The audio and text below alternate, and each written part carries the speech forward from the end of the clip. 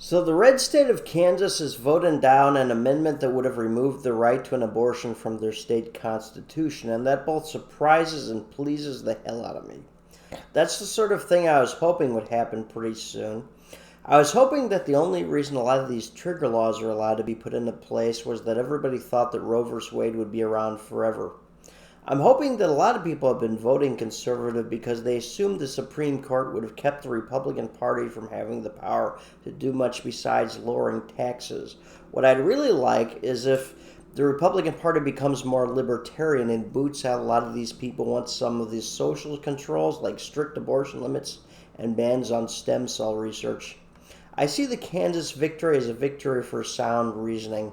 Much of opposition to abortion, I'd say, is rooted in nonsensical thought processes. I'm tempted to say that it's clearly rooted in nonsensical thought processes, but that, of course, is not clear to a huge number of people. A huge percentage of society are absolutely terrible at abstract reasoning.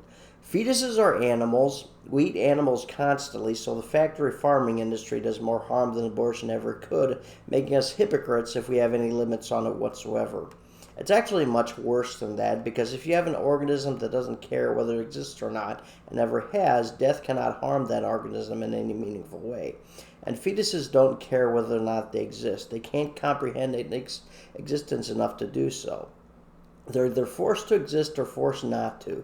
They have no choice either way. Now, presumably, they would not like pain, so after a fetus can experience pain, there's an argument for discouraging abortion in an animal rights sort of way, but it needs to be legal nationwide, up to a bare minimum of up to the point at which almost all women know they're pregnant or we're pretty sure fetuses can experience pain, whichever comes later. Abortion is at most an animal rights issue, and we pretty much never put the rights of animals so far ahead of the rights of humans that we dramatically impact human life to the extent that we'd force a woman to endure something so invasive and unpleasant as the birthing process for the sake of an animal. It's an animal rights issue because fetuses don't experience existence like we humans do.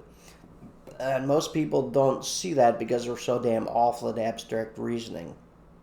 And the consequence of that terribleness in abstract reasoning means some of the most pointless forms of destruction that exist.